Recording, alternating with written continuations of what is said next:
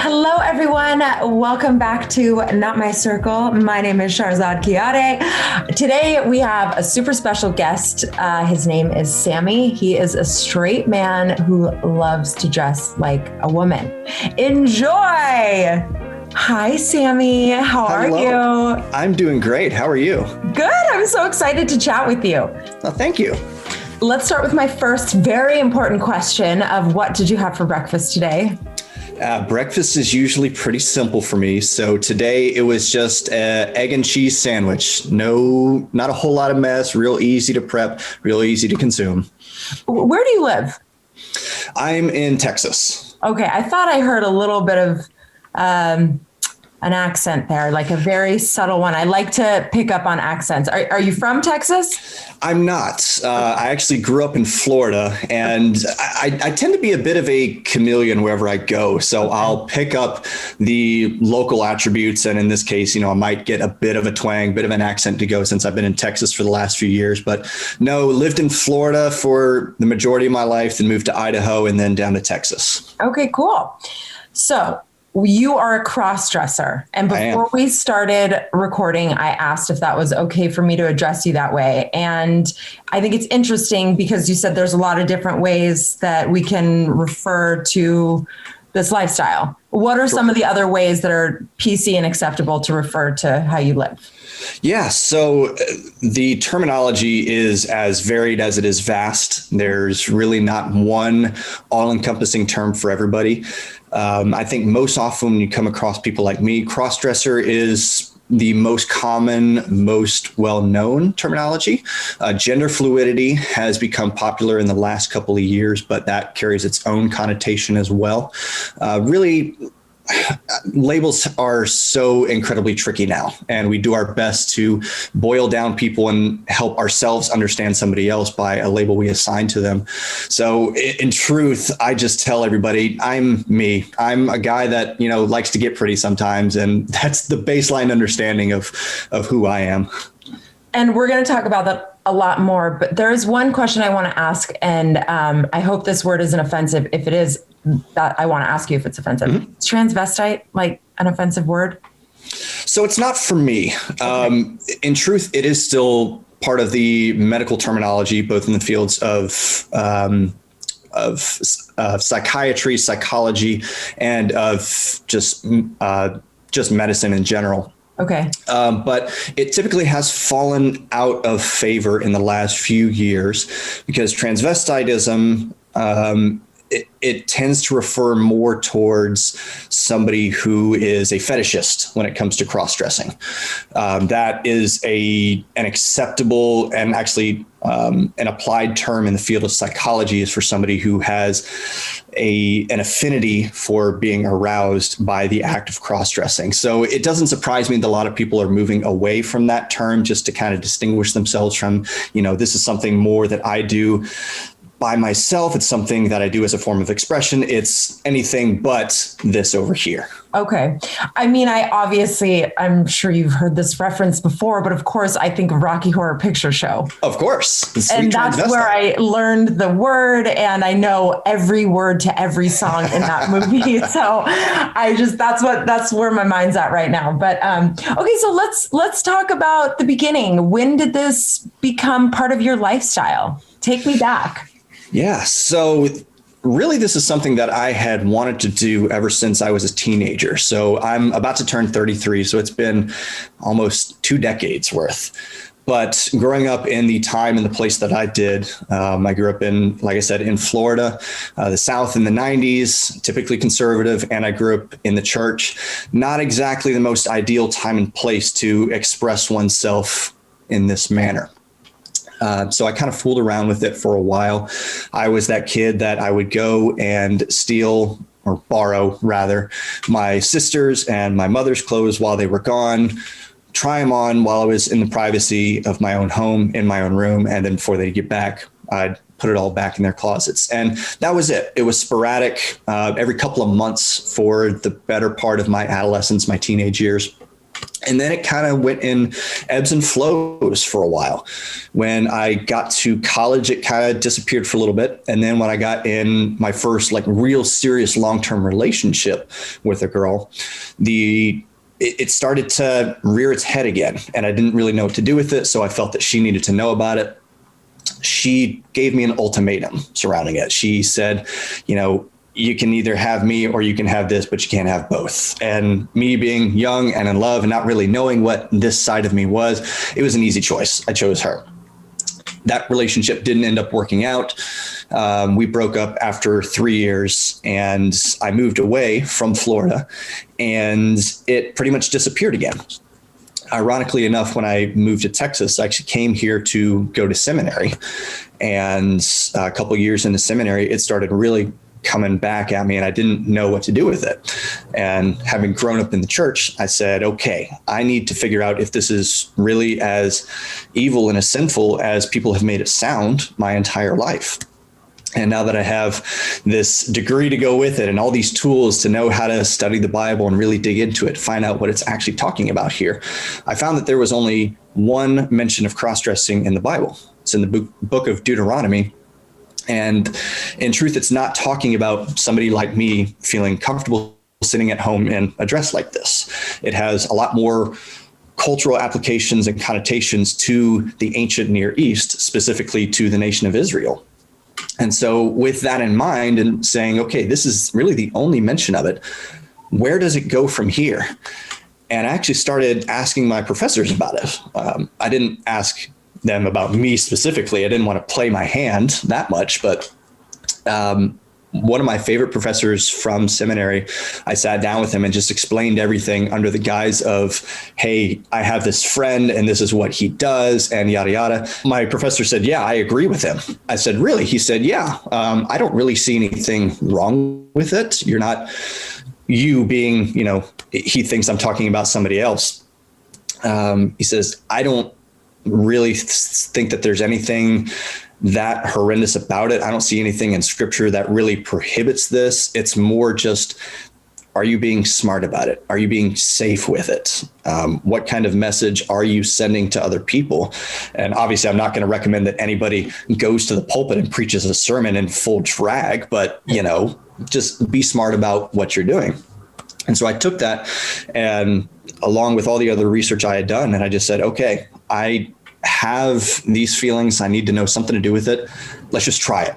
Let's see what this is all about. Now that I'm on my own, I don't live with anybody else. I can do this purely in privacy and see if it is what I think it is. And that's when I started buying my own clothes and my own makeup. And with every step of the way, it was just another sense of, wow, this is actually incredible. This makes me feel a certain way about myself. And it's complicated because in truth, I'm a person who has forever, for my whole life, I've dealt with self-esteem issues. I've been self-conscious about my looks, never considered myself to be an attractive person. And all of a sudden, as I'm growing in this expression that is Sammy, I'm looking at myself in the mirror.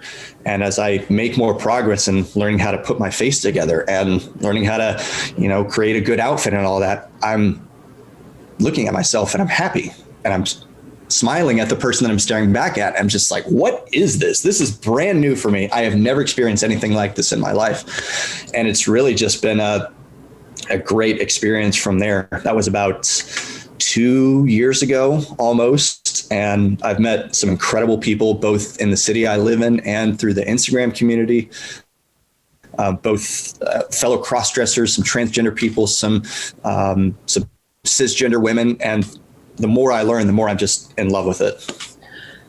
Very interesting. So take me back, like when you first started experimenting at 13, what was that? What do you think triggered this desire to dress like a woman? Because you're a straight man, you're attracted to women. What do you think? Correct. And I don't want to assume, but did something happen in your life that made you want to seek something alternative? Was it curiosity? Like what do you think that spark was that made you have this desire? still really have a difficult time nailing that down, because there was not a single event that made me say, oh yeah, today I want to try on my sister's dress. It just kind of happened. Right. I think there's some influence that comes with, I say this kind of tongue in cheek, but with the media I consumed at younger ages. So I remember movies like Mrs. Doubtfire, big cross-dressing theme in that. There's a scene in Little Rascals where Alfalfa and, I'm blanking on the other kid's name, but they dressed up in ballerina outfits and they were pretending to be girls at this audition or show or whatever. And little stuff along the way, like Bugs Bunny was a cross-dresser in certain episodes. And there was nothing about it, no one thing that just made me go, yes, I want to do that. It was just more like, I wonder what that's like. And when you're young and impressionable, I think you can't help but imagine what life is like in somebody else's shoes. So in this case, I'm wondering, what must it be like to be a female? And the closest I can get to that is to look like one. So yeah, I think that's at least at this point in time, that's the best way I know of how to describe the origins of this. Do you feel like you want to be a woman? No, not at all. That's been a pretty intense spot of introspection for me in the last couple of years, is figuring out what exactly Sammy is. Right. And a lot of people from the transgender community in particular, they're reaching out to me and they're saying, well, maybe there's more to this. Maybe you actually are Sammy and you've been hiding as your male self forever. But as I can sit back and take stock, and as I have conversations with those closest to me, it really is a thing of, no, I enjoy being a guy. I enjoy my expression both as a male and as a female. There's nothing that I feel like I'm fundamentally missing out on in life by virtue of not being a woman. So at this point in time, and anything can change in the future, but I really don't see that ever being something for me. You kind of touched on this, but I'd love to go back. Do you feel like you are turned on sexually by dressing like a woman? Like, I know you talked a little bit about fetishes, but in this case, is it for you? Like, does it arouse you sexually to dress like a woman? Not really, no. I think when I was a teenager, there was a certain part of it that, yes, that came along with it. And of course, as I'm exploring more of the feminine side of things, like, I have lingerie, and yeah, when I look at myself in that, I feel sexy. And I think there's a certain empowerment to that as well. And yeah, I think if you're looking back at somebody, you can say, wow, you are an attractive person, then yeah, I think there's a certain part of me that gets turned on by that. But as far as like me just sitting here on a normal day, and when we hang up for this call, I'm going to go about my day and do chores and clean my kitchen. There's no arousal hanging over my head. It's just, hey, this is another normal day for me and I'm cool with it. I love how I look. I love how I feel. Let's go to it. How often would you say you dress like a woman? Is it every day, or how does that work? Do you pick and choose? Is it, and I'm going to make a joke, but is it like I'm a woman on the weekends and I'm a man Monday through Friday, but I'm trying to be funny, but how does that work for you? It's the part-time girl mentality. That's really what I go with here. I don't work a normal job schedule. I don't have a Monday to Friday 9 to 5, so I can't really plan it out.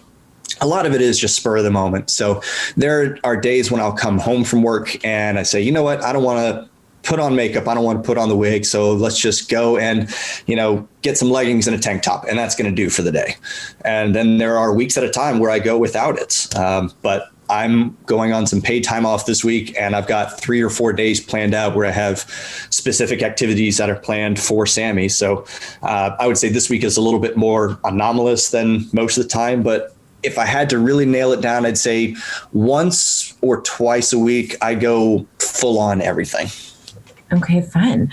Well, how did your family react? What did they say? I know you said you grew up in a religious household, and I can only assume that there was some questions. Maybe if you said you weren't really represented in your community, there wasn't a lot of people cross-dressing in Florida in the 90s where you were. And there was minimal representation in mainstream media. Like I said, Rocky Horror Picture Show is the only thing I can think of. And then the few other bits that you mentioned, but I never thought about Bugs Bunny or obviously Mrs. Doubtfire. But anyway, what was your family's reaction? Surprising, actually. So I have 2 older brothers and a younger sister, and my parents are together still.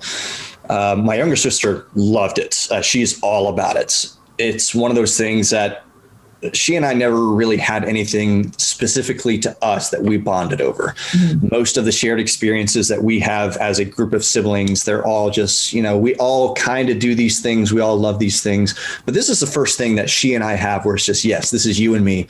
So as soon as I came out to her, she got on Amazon and she just sent me a bunch of stuff. She sent me makeup and brushes and all this stuff. And she said, as soon as you come home next time, we're going to go out and we're going to play with makeup and we're going to do all this. And it was wonderful. My brothers were a little bit more stoic about it.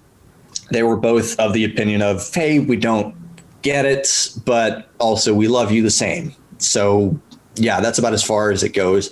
And for most men, that's a pretty typical reaction. It's either going to be, I don't know what to do with this. It makes me uncomfortable. So I'm just going to say, hey, cool, I love you, and not talk about it again. Or it's going to be, I disown you. Thankfully, I didn't have anything in this camp over here.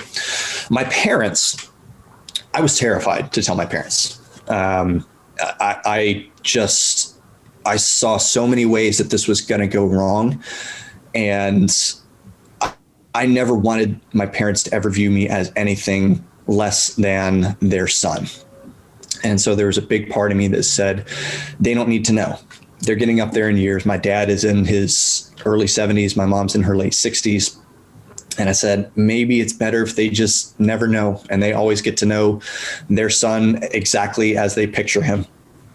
And as more and more has gone on in my life, I was forcibly outed at work and made some mistakes along the way, and accidentally outed myself. And I just said, you know what, they need to know, because if they don't hear it from me, eventually they're going to hear it from somebody else. And I would rather them hear it from my mouth rather than through the grapevine. So I sat down with them actually over this past Christmas and just verbal diarrhea. It was all out there. And at the end of it, they had the pretty typical questions that I expect. The 2 big questions I always get is, are you gay and are you trans? And the answer to both of those is no. I'm very comfortable in my sexuality and in my gender identity. And it's just that. But more than anything, they were just concerned for my safety. Like I said, I live in Texas, and the particular part of Texas I live in, while it's better on the acceptance scale, it's still the South. And if you go into the wrong area of town, you catch the wrong person on the wrong day, they're going to say something to you, they're going to do something to you. My mom really just wanted to know that I wasn't doing anything stupid. And I told her, look, here are the rules that I set for myself when I am Sammy. Here's where I go. Here's what I do and don't do. Here are the people I hang out with, because I know you're my mom and you're concerned and you're always going to want to know about my safety. And my dad was pretty much the same way. He was just, hey, I don't get this, but in my mind, this doesn't change anything about you. I hope that we can talk about this more. I hope you can help me understand it at some point. But even if I don't, just know that I still love you. So it was a very welcome surprise for me, because I was going into it expecting the worst.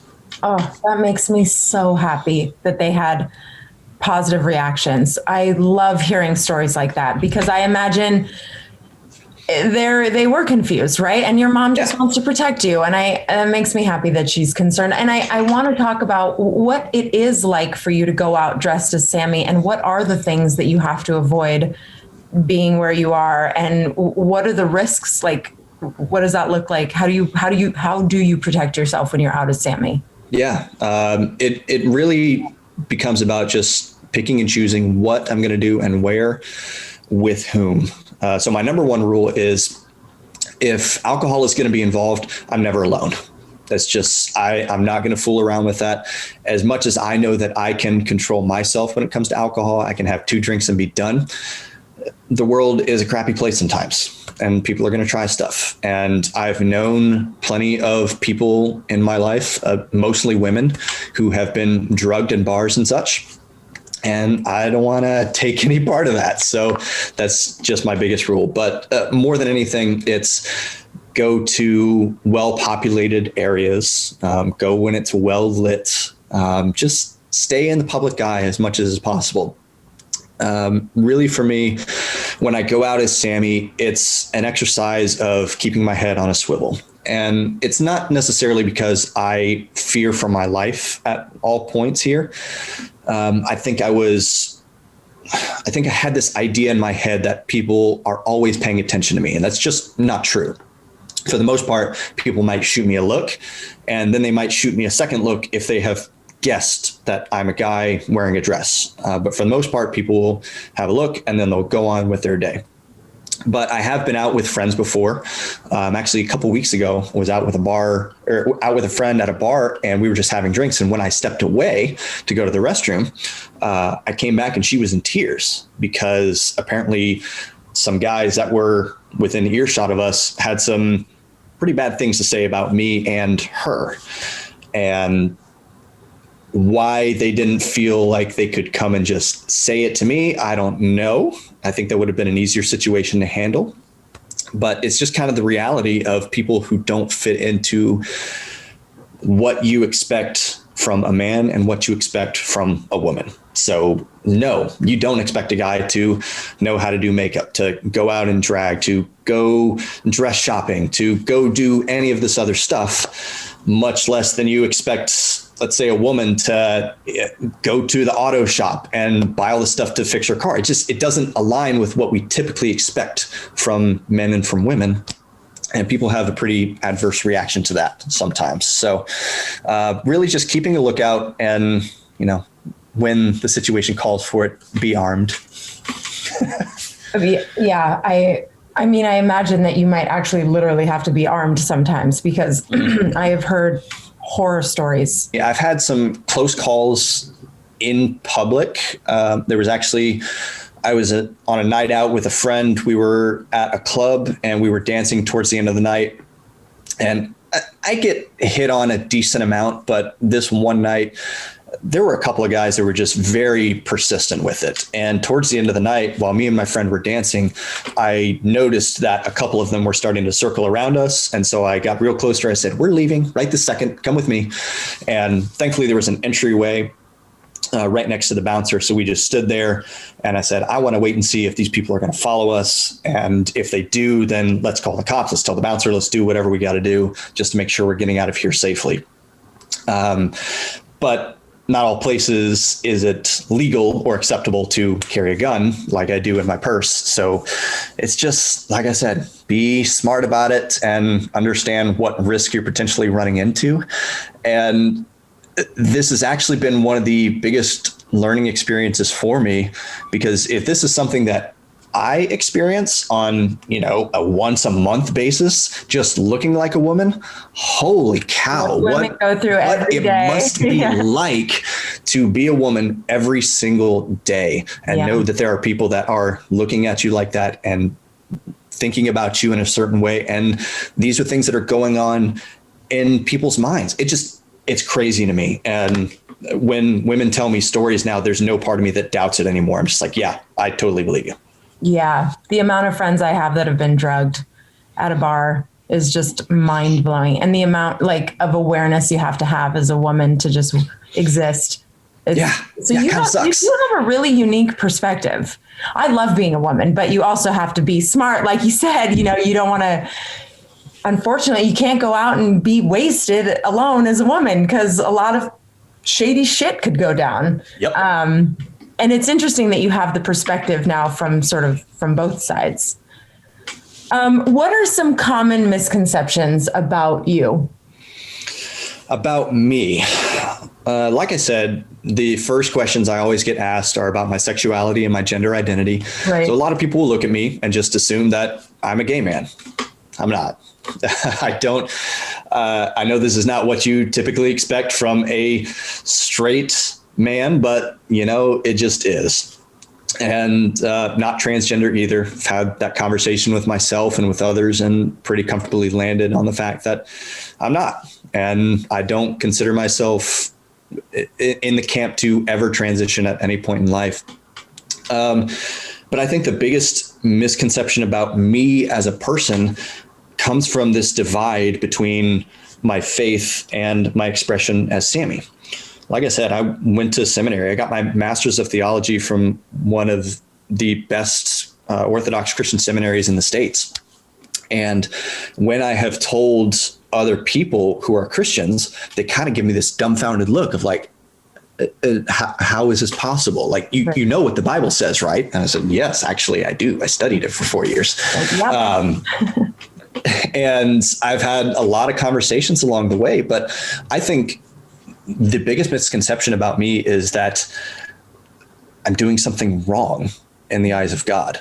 And that's a conversation that I have pretty consistently. And my best friend here in Texas, I was in seminary with him and we worked in the same company for a while. He sat me down one night. He said, look, I would tell you if I thought you were wrong. I don't. He said, I don't know what to do with it, but as far as where you are right now, I don't think you're wrong. And I'm going to stand by you and all that. And we've had some great productive conversations as a result of that. He looked at me one day, he said, why does it make us, and I'm going to say me, why does it make me uncomfortable when men dress as women? He says, I don't know. It doesn't make sense. Like, it's an article of clothing and you're wearing different hair and you painted your face. Like, why does this make anybody uncomfortable? And that's kind of the uphill battle that I face with most guys, and then ramp it up to 11 when we're talking about the evangelical community specifically. You know, I wanted to touch on something too. What is it like for you to have a relationship with somebody? I mean, I know you said your last relationship, she gave you an ultimatum. So moving forward, as you get more and more comfortable in your skin and now your family knows and they're accepting and you're living, you know, maybe weeks at a time or whatever as Sammy, how does that look? What does a relationship look like? And when do you feel like you need to tell somebody that you're with, or do you prefer to only meet people that you want to date while you're Sammy? Or like, what is that like for you? It's complicated. I bet. Yeah. I haven't had a lasting relationship in quite a long time. And I think Sammy plays a big part of that. My most recent relationship, we broke up just after Valentine's Day because we got close enough and I said, it's time to have the conversation about Sammy and put the ball in her court. It's difficult because I think a lot of women love the idea of a man being in touch with his feminine side. And if I exist to them as a friend, they're totally on board. But as soon as you start imagining a future with somebody, you have a lot more questions to ask. Like, okay, to what extent does this happen? How many days am I going to come home and find you as a guy versus you as a girl? Are you going to want to bring this into the bedroom at some point? How are we going to explain this to kids one day? Where is this all going? And it's overwhelming. And I understand that. And so the women that have broken up with me, I completely understand. And I don't hold it against them because I'm putting them in very unfamiliar territory. Yeah. The trickiest part in all of this is just when to tell them, because I don't want to get, a year into a relationship and then spring it onto somebody who is now invested in me and have them feel like I have betrayed them for the last year. I also don't want to bring it up on a first date and scare them away. So the best method I've found so far is whenever we reach that point where we're having the serious relationship talk, where do you see this going? What do you want to get out of this relationship? That's when I just lay it out on the table. Say, here's what it is. Here's the best way I can possibly explain it right now. You tell me what you want to do with this. And if you're not okay with it, then, we'll say goodbye. And I'm going to take this as a wonderful period of my life where I got to meet someone new and get close to someone else. But, if you are signing up for it, then I'm going to do my best to help you along the way and do it slowly. I'm not going to throw you in the deep end, but nobody's taken me up on that offer yet. Interesting. It is complicated because I can imagine my feelings would be all over the place if my husband said something like that to me, because even as much as I try every day not to put somebody in a box, it's almost like our brain just does it. And And I've always been attracted personally to men that have the traditional stereotypical masculine life and energy, and that's who they are, that they like the assigned gender that they got at birth. So I can imagine it's really tricky. And yeah, but maybe through conversations like this and maybe through meeting somebody while you are Sammy, that could sort of get you past that need to have a conversation with somebody down the road. I mean, what you said when you go out and you get hit on, is it by women or men, or does it vary, or has anything ever transpired from being out as Sammy in terms of a relationship? No, it's mostly men that approach me, and they do so in a very creepy and uncomfortable way. I have had a couple of women hit on me before, and it's a very welcome change, honestly, because again, as a guy, it just doesn't happen to me. I don't know. I think part of that again is maybe it's in my head. Maybe that's my self-conscious self coming out and thinking I'm not an attractive person, so I don't actually notice it when it happens. Or maybe it's something else. But what I have found is that the women who have hit on me thus far, it's more of a turn on for them because they want to experiment with somebody like me, if that makes sense. They may have a transgender fetish or a cross-dressing fetish of their own, and they want to work something out. But maybe there's not some real relationship intentions there. Interesting. So yeah, you don't want to be somebody's experiment. Correct. But it's a one night adventure. Nope, not how I roll. Yeah. What do you want people to know about you, Sammy? It took me the better part of 30 years to come to grips with who I am. And while I have, for most of my life, been comfortable and confident as who I am, Sammy has always been the part of me that hangs overhead as a means of shame. As this is something that has to stay hidden for your entire life. And if anybody ever finds out, it's going to ruin you. Well, lo and behold, it hasn't. I'm out to my friends, my family, my coworkers that I'm closest to. I have a decent social media presence. It doesn't take long to connect the dots if you're really paying attention to me in guy mode. So I guess what I would want people to know about me and take away from it is it's okay. If you feel that there's something about you that is socially unacceptable, it's weird, it's shameful, it's whatever, it may not be. It might just be a thing that is you, and you may not realize how many other people are like you because you're really not looking into it. You're more focused on how to hide and how to suppress it rather than just accept it and say, all right, I'm going to work with what I got here. As I keep on coming back to, I was and kind of still am on track to have a career as a pastor someday. And I have to square that with this expression as Sammy, knowing that a lot of the Christian community is not going to love it. But my goal in all of that is, number one, to live as authentically as I can. Number two, to preach kind of the gray areas of life and to say that not everything is going to be black and white, but also be Christ-like in a means to say, hey, come as you are. It's okay. You got weirdness. I got weirdness too. Look, I look like a girl right now. I know I'm not. It's fine. Hey, let's come have a conversation.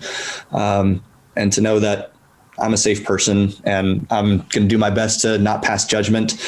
I'm going to do my best to accept everybody as they am and to love them unconditionally. How important is representation to you in mainstream media? Does that mean something? Do you feel like it's important to you? Do you feel like you want more straight men dressed like women in the public eyes so that it feels less taboo for you? Is that something you think about? Is that something you hope for? It's obviously something I've never thought about, but as I'm kind of processing through that sitting here, I guess it would be nice to have representation of people like me in mainstream media not as kind of the butt of the joke, if that makes sense. Mm-hmm. So like we said, Rocky Horror Picture Show, Mrs. Doubtfire, Bugs Bunny, any example you can think of in media where there are male crossdressers, it's usually some kind of joke. Mm-hmm. And while that's okay, like I can laugh at myself and I can see myself in those kind of situations too. It'd be nice to just see somebody who's, hanging out on a couch and just having a drink with their friends, and that's that. It's not terribly important to me. I'm not going to go on a crusade to fight for it, but it'd be cool to see. Fair. Yeah. Well, Sammy, I won't take up any more of your time, but I just want to say thank you so much for this chat. It was really interesting to me. I definitely feel like I learned a lot. I've never spoken to a straight man who likes to dress as a woman about being a straight man who likes to dress as a woman. So I really appreciate your honesty and vulnerability, and enjoy your Sunday. I will talk to you soon, hopefully. All right. Thank you so much. This was fun. Yeah. Take care. You too. Bye.